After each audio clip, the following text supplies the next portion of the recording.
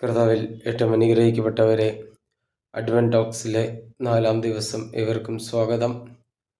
ഇന്ന് നമ്മൾ എടുത്തിരിക്കുന്ന വചനഭാഗം മിക്കാട് പുസ്തകം 5-ാം അധ്യായം 2-ാം വാക്യമാണ് നമ്മൾ ഇന്ന് ഇവിടെ എടുത്തിരിക്കുന്നത്.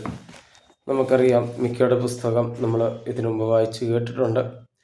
മിക്കാട് പുസ്തകത്തിൽ കർത്താവായ യേശുമിശിഹായുടെ ജനനത്തെക്കുറിച്ച് ഒരു വാക്യം ഇപ്രകാരം എഴുതിയിട്ടുണ്ട്: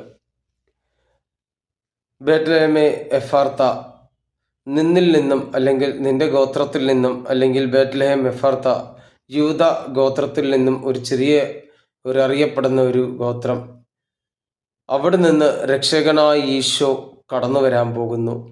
നമുക്ക് മനസ്സിലാക്കാം, എന്തിനായിരിക്കും രക്ഷകനായ ഈശോയെ ഈ ചെറിയ ഗോത്രത്തിൽ നിന്ന് തന്നെ തിരഞ്ഞെടുക്കാൻ പോകുന്നത്?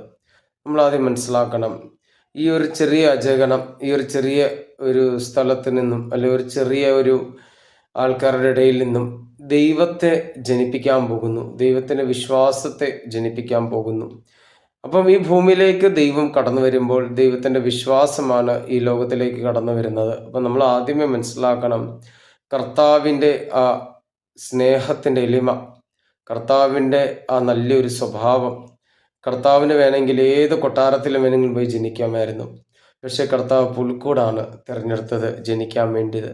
കാരണം ഈ ലോകത്തിലേക്ക് ഇറങ്ങി വന്ന ദൈവ കുഞ്ഞാട് മനുഷ്യനെ പോലെ, മനുഷ്യനെ പോലെ ആയിത്തീരണം.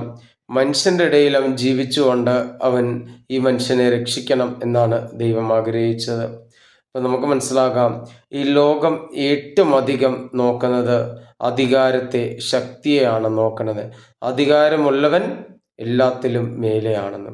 പക്ഷെ രക്ഷകനായ ദൈവം ഈ ഭൂമിയിലേക്ക് കടന്നു വന്നപ്പോൾ അധികാരമൊന്നും നോക്കിയില്ല.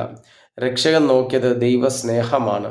ദൈവത്തിൻ്റെ സ്നേഹത്തിന് വേണ്ടിയാണ് ദൈവം ഈ ജനത്തെ സൃഷ്ടിച്ചത്. അപ്പം ദൈവത്തിൻ്റെ സ്നേഹത്തിൽ നിന്നും ജനം അകന്നുപോയപ്പോൾ കർത്താവായ യേശുമിശിഹാ നേരിട്ട് ഇറങ്ങി വന്നു ഈ സ്നേഹത്തെ യോജിപ്പിക്കാനാണ് ദൈവം കടന്നു വന്നത്. അപ്പം നമുക്ക് മനസ്സിലാകാം, ദൈവത്തിൻ്റെ ശക്തി മാനുഷിക ബലഹീനതയിലാണ് ഏറ്റവും കൂടുതൽ പ്രകടമാകുന്നത്. നിങ്ങൾ ആരും വിചാരിക്കരുത്, അയ്യോ ഞാൻ പാപിയാണ്, പാപം ചെയ്തു പോയോണ്ട് ദൈവം എൻ്റെ പ്രാർത്ഥന കേൾക്കത്തില്ല എന്നാരും വിചാരിക്കരുത്. ദൈവത്തിൻ്റെ ശക്തി ബലഹീനതയിലാണ് പ്രകടമാകുന്നത്. നന്നായി പ്രാർത്ഥിക്കുക. ഈ ക്രിസ്മസ് കാലം നമുക്ക് അനുഗ്രഹമായി തീരട്ടെ. ദൈവം ശക്തിപ്പെടുത്തട്ടെ. ദൈവത്തിൻ്റെ കൃപ നമ്മളെ ധാരാളമായി ചേർത്ത് പിടിക്കട്ടെ. നമ്മൾക്ക് പ്രാർത്ഥിച്ചുകൊണ്ട് ഈ ക്രിസ്മസ് കാലം അനുഗ്രഹത്തിൻ്റെ ഒരു ദിവസമായി മാറ്റാം. ദൈവം അനുഗ്രഹിക്കട്ടെ.